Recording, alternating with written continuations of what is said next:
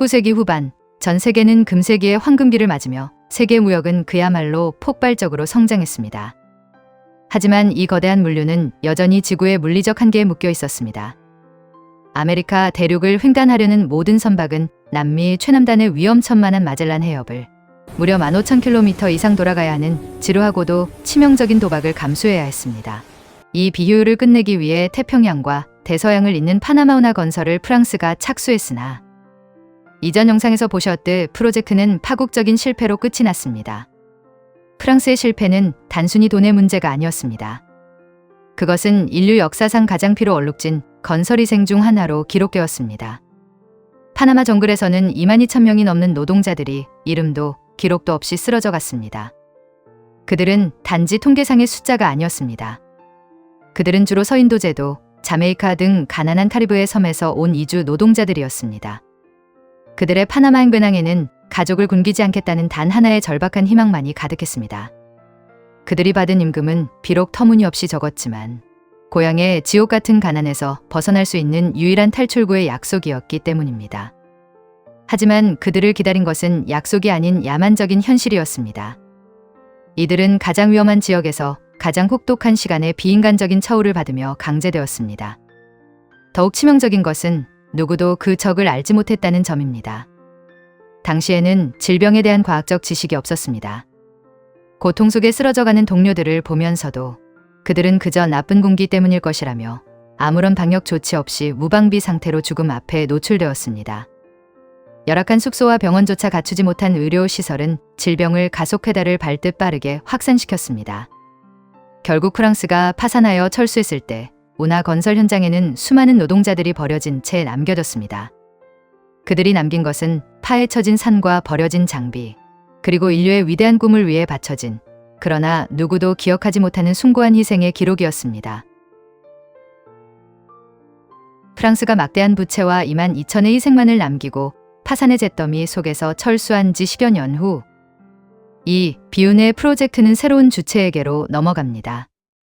바로 미합 중국 정부였습니다. 이러한 제도전의 동력은 시어도어 루스벨트 대통령의 강력한 전략적 의지였습니다. 그는 운하 건설을 더 이상 레셉스 같은 민간 기업인의 무모한 모험이 아닌 국가의 생존이 걸린 전략적 공공사업으로 그 성격 자체를 완전히 바꾸었습니다. 실패의 비용은 이제 미국이라는 거대한 국가가 감당하게 된 것입니다. 미국 엔지니어들은 성급하게 흙을 파기 시작하는 대신에 프랑스가 실패한 이유를 냉철하게 분석했습니다. 그들의 결론은 명확했습니다. 레셉스가 400년 동안의 꿈을 고집했던 해수면식 운하는 파나마의 변화무쌍한 지형, 특히 100m가 넘는 산맥을 해수면 높이로 통째로 파내야 하는 애초에 불가능한 설계였습니다. 지금 보시는 파나마 지역 간면도에서 해수면 기준 윗부분은 모두 해수면 높이로 파내려다 인력과 자본을 모두 잃은 프랑스의 전철을 밟는 대신 댐을 만들어 인공호수를 만들면 깎아낼 부분이 상당량 줄어들 수 있다고 생각했습니다. 즉, 산을 깎는 대신 배를 산으로 올리자는 것이 핵심이었습니다. 그들은 가장 높은 산을 깎는 공사에 몰두하면서 관문을 만들어 배를 산으로 올리는 획기적인 생각을 실천하고자 한 것입니다. 산맥을 통째로 파내고 배를 수평으로 이동시키는 대신에 그들은 강을 막아 거대한 인공호수를 만들고 운하를 호수에 연결시키기로 했습니다. 그리고 관문을 이용해 수위를 단계적으로 조절하며 배를 산 위로 올려보내는 창의적인 패러다임의 전환을 선언합니다. 이러한 설계의 전환은 이후 공사 과정에서도 큰 차이를 만들었습니다. 특히 쿨레브라 컷에서는 프랑스가 수십 년간 파는 결과와 비교할 수 없을 만큼 빠른 속도로 작업이 진행되었습니다. 이 결정은 건설의 초점을 누가 더 깊이 파는가에서 누가 더 지능적으로 설계하는가로 완전히 바꾸어 놓았습니다. 이는 곧 기술력과 자본력의 무모한 싸움이 아닌 지형을 극복하려는 인간 지성의 승리였습니다. 하지만 이 지능적인 설계 역시 인간의 생명 없이는 단 한 발짝도 전진할 수 없었습니다. 미국은 엔지니어링 계획을 세우기 전 프랑스가 돈과 기술이 아닌 인간의 생명 때문에 실패했다는 냉혹한 진실을 깨달았습니다. 이에 운하 공사를 시작하기 전에 질병으로 인한 사망률을 0으로 만들겠다는 새로운 사령관이 등장합니다. 바로 육군 의무관 윌리엄 고거스 박사였습니다. 당시 의학계는 나쁜 공기가 황열병과 말라리아를 유발한다는 400년 묵은 정설에 갇혀 있었습니다. 그러나 고거스 박사는 주류의 냉소와 반대에도 불구하고 질병이 특정 무기를 통해 전파된다는 당시로서는 혁명적인 과학적 진실을 오롯이 받아들였습니다. 그는 확신했습니다. 프랑스가 잃어버린 22,000명의 숭고한 생명은 엔지니어링의 실패가 아닌 바로 위생과 과학의 무지 때문이었다는 것을. 고거스 박사는 질병을 먼저 정복하지 않으면 이 운하는 또다시 거대한 무덤이 될 뿐 완성될 수 없다고 선언하며 모든 건설 계획보다 위생을 최우선에 두었습니다. 고거스 박사는 방역팀을 이끌고 파나마 전역에서 문자 그대로 모기와의 전쟁, 즉 인간의 미신과의 전쟁을 시작했습니다.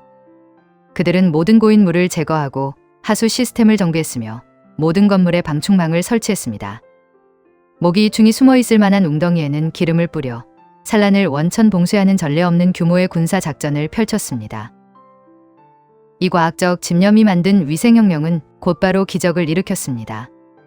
1905년 마침내 역사적인 기록이 세워집니다. 황열병 환자가 더 이상 단 한 명도 발생하지 않게 된 것입니다. 말라리아 사망률 역시 극적으로 수직 하강했습니다. 이러한 위생혁명은 노동자들의 삶의 질을 근본적으로 바꾸어 놓았습니다. 방역이 완료된 깨끗한 숙소, 체계적인 의료시설, 심지어 노동자들을 위한 식당과 기차역까지 건설되었습니다. 고거스 박사가 수많은 생명을 지켜내자 비로소 운하 건설 계획이 흔들림 없이 추진될 수 있었습니다. 이로 인해 노동자들은 안전하고 건강하게 작업에 임할 수 있었고 이는 곧 운하 건설의 생산성으로 직결되었습니다. 미국은 가장 높은 산맥을 깎아내는 쿨레브라컷에서 프랑스가 수십 년간 파는 것보다 더 짧은 시간에 더 넓은 지역을 더 깊게 파낼 수 있었습니다. 건강한 노동자들이야말로 미국의 엔지니어링 계획을 움직이는 가장 강력하고 귀중한 인적 자원이었습니다. 파나마 운하의 진정한 성공은 100m의 산을 깎아낸 기술뿐만 아니라 아무도 질병의 원인으로 생각지도 못한 모기를 퇴치하였기에 가능한 것이었습니다. 위생 문제라는 가장 큰 난관이 과학의 힘으로 해결되자 엔지니어 조지 고탈스의 계획은 그야말로 불붙은 듯 속도를 내기 시작했습니다. 수천 톤의 콘크리트와 강철이 쉬지 않고 투입되어 거대한 다툰댐이 완성되었고 드디어 인공호수에 물이 채워지기 시작했습니다. 이제 운하의 심장부인 관문이 작동할 차례였습니다. 증기 엔진과 전기 모터의 힘으로 육중한 관문이 느리고 장엄하게 열리고 닫힐 때마다 거대한 선박은 마치 계단을 오르듯 안전하게 수십 미터 위로 들어 올려졌습니다. 바로 이것이 오늘날 파나마 운하의 핵심, 관문이 작동하는 모습입니다. 배가 관문 안으로 들어오면 문이 닫히고 거대한 물이 차오르면서 배를 위로 들어 올립니다. 이 놀라운 메커니즘 덕분에 배는 산맥을 넘어 호수를 통과할 수 있게 됩니다. 400년 동안 인류가 꿈꿔왔던 일, 대륙의 허리를 자르는 위대한 상상은 이들의 노력으로 비로소 현실이 되었습니다. 프랑스의 첫 삽 이후 33년, 미국의 재도전 이후 10년이 지났습니다. 마침내 1914년 8월 15일, 파나마 운하가 정식으로 개통되었습니다. 파나마 운하를 통과한 공식적인 최초의 배 SS 엔콘호가 대서양의 물결을 가르며 태평양으로 넘어가는 역사적인 순간. 세계 무역 루트의 지도는 완전히 바뀌게 되었습니다.